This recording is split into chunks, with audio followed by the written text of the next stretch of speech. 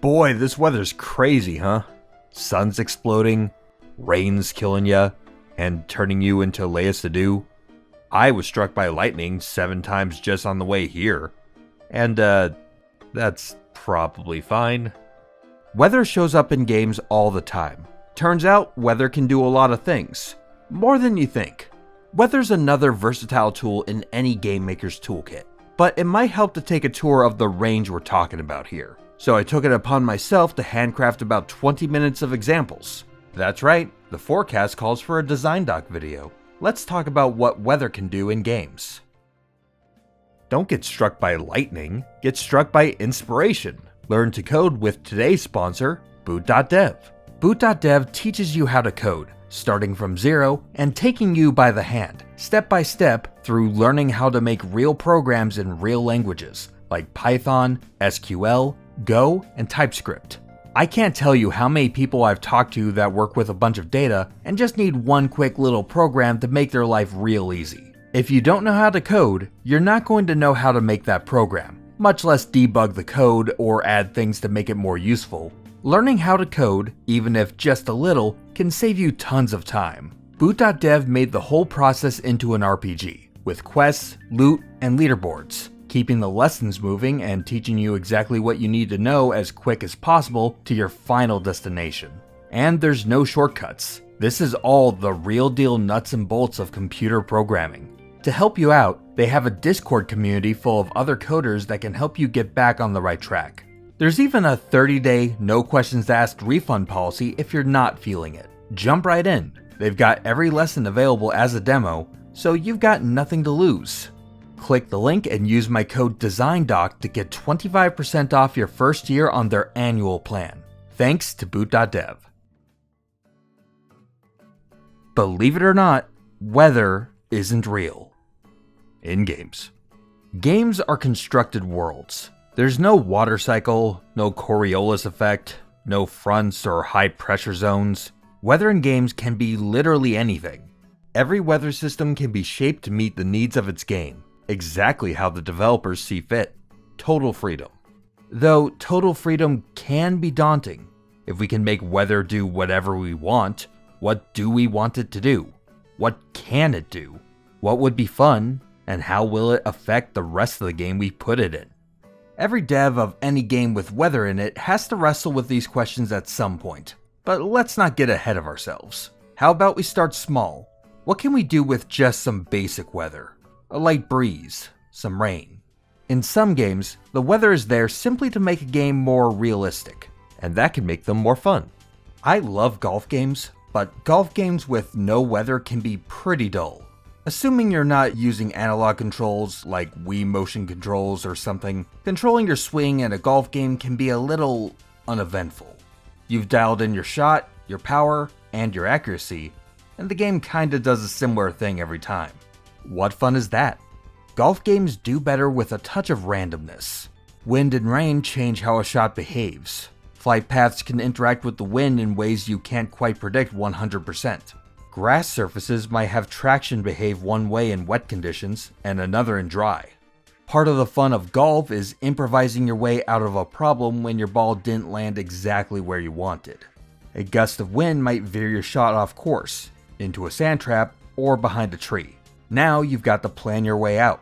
Plus, now that you know there's a little bit of a question mark in every shot, you have to consider your risk tolerance.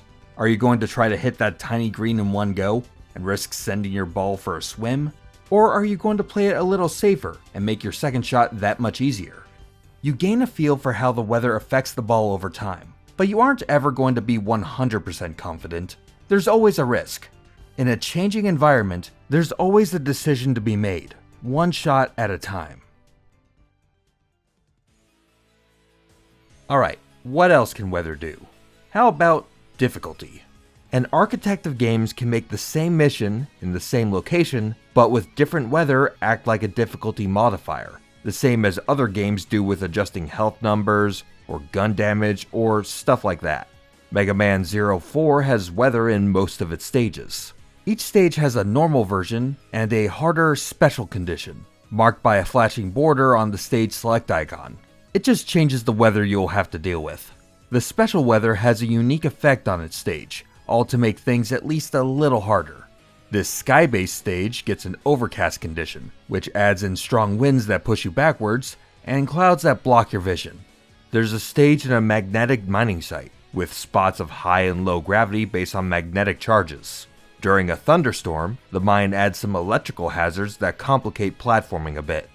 This underwater labyrinth has a time limit to escape, and adding in snowy conditions blocks your radio communications, and your navigator can't help guide you. Another stage in an abandoned research station gets a snowstorm. The place gets so snowed in that it blocks off an entire alternate route, and lets enemies ambush you from the snowbanks. These harder stages aren't just for bragging rights either. Clearing a boss under the right weather condition gets you that boss's EX skill, Mega Man Zero's equivalent of the special weapons from the mainline Mega Man titles. They're pretty handy to have, if you can get them. In earlier Mega Man Zero games, these were only rewarded for clearing a stage with a high rank. In this one, it doesn't matter if the game calls you a D-rank sluggish edge boy, you can still get the skill if you beat it with the weather conditions in place. The system isn't too crazy of a difficulty jump. It's just a couple of extra hazards or buffs on some of the bosses. But I like the idea of using something in-universe like weather to set difficulty, over having just a vague menu option. In Mega Man, the weather is a special state for the stage, but if your game is a little more open world, it might make more sense to treat weird weather as a special event. Slime Rancher 2 is set on a mysterious island full of blobs. You can capture them with your vacuum gun and release them on your factory farm. Feed them an appropriate diet, and they'll give you plorts that you can sell for profit or keep as a resource for new slimes, new parts of the island to explore, new things to craft, or if you screw up, these guys. Tar slimes that'll screw up your ecosystem until you chuck them into the ocean, or bring the ocean to them. Weather effects in Slime Rancher 2 are events, and break up the gameplay loop by giving players rare opportunities to gather unusual resources. Most weather effects have a couple levels of intensity. The worse the weather gets, the more unique things can happen. Some slimes and resources only appear in the wild under extreme conditions. Rain can cause wild fruits and veggies to grow faster, and do some chip damage to the odd tar slime running around. That can escalate to lightning storms that can destroy items, scare nearby slimes, and leave behind things like storm glass and lightning motes. Windy conditions can escalate into small cyclones that can lift you in the air, leave behind drift crystals, or even a rare slime might pop up. And there's pollen weather, which does... nothing? Well, for a bit. Supposedly, it makes slimes sneeze a bunch, but it mostly leads to an overgrowth of vines, where tangle slimes like to show up. There's also Slimefall. Take a guess. The levels of weather aren't a game changer, but there are tons of fun interactions that get to happen, and each new weather feels like a special event for gathering things and fighting off threats. A great way to vary up the gameplay. Weather's an environmental property. It's a game element that isn't so much about you, it's about the place you're in. A layer on top of it all, ready for other layers to play off of. That makes it perfect for games with a lot of systemic gameplay. In Big Zelda 1 and Big Zelda 2, the chemistry system uses weather to modify how other systems work. Throughout Hyrule, the climates change as you move around the map, and the weather dynamically changes based on time. Most regions can swap between sunny, overcast, and rainy conditions every 4 in-game hours. Sunny and overcast are aesthetic, but rain and thunderstorms impact just about everything. Open fires get doused quickly, making your fire and bomb arrows a lot less useful. Electrical properties get boosted, with much larger areas of effect when they hit. NPC behavior changes, as everyone will hide in the nearest shelter and wait for the weather to improve. The rain covers the sound of your footsteps, so you can sneak up to things more easily. Puddles of water can build up in some places, which might let you create a Cryonis block if the situation is just right. Most infamous, though, is the rain's effect on climbing. You'll slip on almost all surfaces, and need a ton of stamina to get anywhere, which I've heard not everyone's a fan of. Alright, the lightning too. Just shove anything metal into your pocket, the lightning can't see in there. Look at all those effects, touching movement, combat, exploration, inventory, every subsystem, in a sensible way without having to explain it all. But weather affects places whether or not there's a gameplay system to match. Staying in Zelda for a minute, even without specific system interactions, the weather patterns in different regions helps give them their own unique flavor. Behind the scenes, Hyrule's climate is defined by just a handful of variables, 20 variants assigned to over 90 different parts of the map. Each climate type has its own properties, like temperatures in the day and at night, the appearance rate of weather conditions, whether the air is burning hot, even down to the color palette of the sky. The frosty mountains, the hot desert, the burning volcano, the stormy plateaus, from the soaking rains of the Zora to the mysterious fog of the Lost Woods, weather becomes a marker of place. Another tool for environmental designers to use beyond texture, color, and physical geography to make a game space feel like its own unique thing. And then a game like Peak goes and combines the two, weather as the key element of both place and systems. Each time up the mountain, you'll pass through a handful of distinct biomes, and most of those regions have one or two exclusive weather conditions that pop up as you pass through. The tropics have periodic downpours, making every exposed surface slippery. It's an adjustment from what happens in Breath of the Wild, where instead of slipping a lot, it'll just slow down your climbing speed and increase the amount of stamina you'll burn. The downpours are short-lived, but they can be quite sudden, and really unfortunate if they pop up in the middle of a long climb. The Roots biome has strong gales, pushing players to the side and increasing stamina consumption while exposed. With a lot of redwood and fungal walkways to go through, getting a sudden push to the side can spell disaster for a climb. The Frozen Alpines have a hell of a blizzard, with powerful freezing winds that deal cold damage to exposed players. Hide behind any cover to get out of the wind, taking into account the direction it's coming from. Also, sometimes I found some no-clip issues with whether or not I'm behind a rock, but they'll probably fix that at some point. The Mesa has two hazards, a blistering sun that deals heat damage when you're exposed, and tornadoes that spawn and wander unpredictably around the area. Fight the sun with the shade, a parasol, or even some sunscreen and you'll be fine. Tornadoes, well, just don't get hit by the tornado, I guess. All these hazards are tailored for their specific biome, to interact with and mess with specific features these biomes have. The high winds wouldn't be nearly as bad on a rocky mountain climb as they are in a biome with exposed walkways. The weather effects are frequent enough to always be a factor in planning any route, and forgetting to account for them even once can spell disaster. Or a chain of disasters. Peak is a game full of weather effects perfectly tailored for their environment. Alright, that's a lot of gameplay connections, but that's not all weather can do. Weather sets the mood like few other things can. A weird climate can easily be the focal point of a story.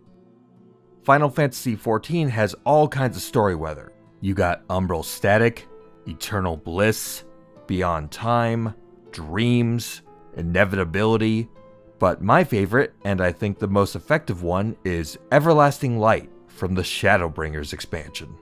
I won't go too deep into spoilers, but the premise of Shadowbringers' main plot is that you're dropped into a parallel land, brought to the brink by a literal flood of sickly primordial light that has consumed the world.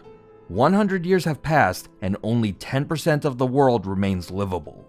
The strange weather in Norvrand affects every aspect of life.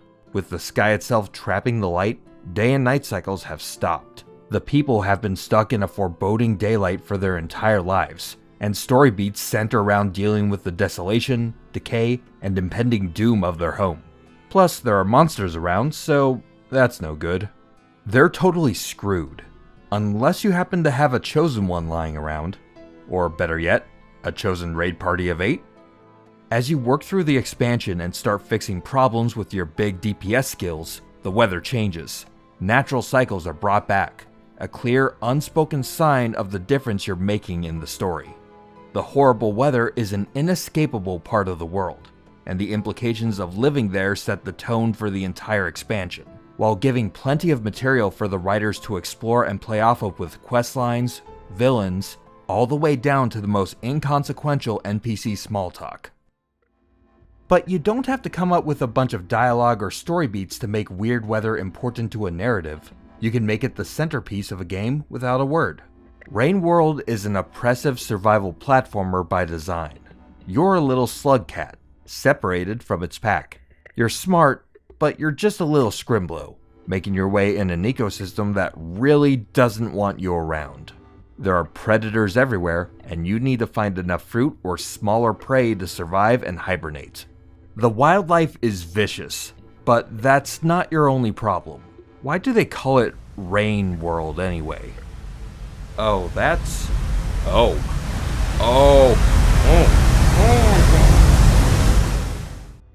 After about 10 minutes in each cycle, the sky opens and a rain starts that will crush your bones. You have to hide in a shelter to wait it out. There's a timer in the bottom left to tell you exactly when, but the world will tell you to. The background will darken, and in the last 30 seconds, the world will shake and rumble before the front arrives. I love the look of it. The intensity of the rain is ridiculous, and does a great job selling you on the brutality of Rain World. As the timer ticks down, everything about the setup and the presentation is screaming for you to find shelter now. You're dead in a matter of seconds if you're caught in the open, but even if you do stay inside, you might be drowned out anyway. You need a secure shelter. Rain World isn't filled with overt allegories or a chapter on sensible land usage or anything like that, but the weather creates the setting all the same. It's used as a terrifying diegetic timer, and is distinct enough to be the game's main stylistic selling point, in a way that sets it apart from lots of other Death Planet ecosystem games. Alright, there's one more game I've fallen into while researching this episode that I need to talk about. We've talked about gameplay and story, but there's one overall motif that kinda covers it all. Weather can be great at granting a game a sense of escalation. Pacific Drive has one of the most striking uses of weather that I've seen. You're trapped in a fictional version of the Pacific Northwest, in the Olympic exclusion zone, where some reality-bending anomalies have shown up and made the landscape all wobbly. Now you've gotta dodge the radiation and the problems, like crash test dummies that explode when you touch them, spiky balls of junk that roll around, or Tesla coils that pop up from the ground and zap ya. This is no place to live, and your only protection is your hunk of junk station wagon that you've just found. Under the guidance of some scientists, also trapped in the exclusion zone, you have to drive through and brave the dangers to try to find a way to escape. The landscape is obviously dangerous with all the anomalies running around tearing up your car, so you'll have to make frequent stops for maintenance and upgrades. Even when your car is working properly, driving can be hazardous. The rain and fog will slow you down, or at least you should slow down. Everything you do in the car, from repairs to turning on the wipers, is very tactile. You'll have to manually toggle the headlights, shift the car into park, and turn the keys off if you don't want to waste fuel and battery power. It makes for a satisfying and immersive trip through the scenery, once you get a handle on it. The most impressive part of Pacific Drive is how it perfectly captures that anxious feeling of driving on poorly maintained roads, in bad weather, with low visibility and few options if your car calls it quits in the middle of the trip. The weather here does a great job to set the mood and slowly ratchet up the tension. The sound of the rain builds in intensity as it plinks off your roof in a downpour. The first few moments where your car starts to skid on a slick road genuinely gave me a moment of panic, as if I was driving an actual car. Thick fog and pitch black darkness made me want to be extremely cautious and laser focused, squinting through my narrow view from the dashboard. It's immersive and stressful in the best way. But that's just the normal weather. As the game continues, things get weirder. Special weather anomalies called squalls, these yellow blobs on your map, are roaming conditions that can be disastrous for you and your car if you get caught. Hurricane winds, electromagnetic charges, acid rain, or Earth-based seismic anomalies can all end your run, as they eat up the safe ground to drive on. They're best to be avoided, but sometimes you have no choice, and have to gut it out by going straight through. When this game makes you tense just from normal weather, you can imagine how tense the game feels when the ground itself has started targeting your car too. It quickly becomes a game of improvisation, and just hoping for the best as you drive through the worst of it. Pacific Drive does a great job at using skeuomorphic controls, realistic driving mechanics, and ramping up the intensity of its weather to play with the tension curve and immerse you in its world. Since weather can be in any game, we've missed a bunch of your favorites, I'm sure.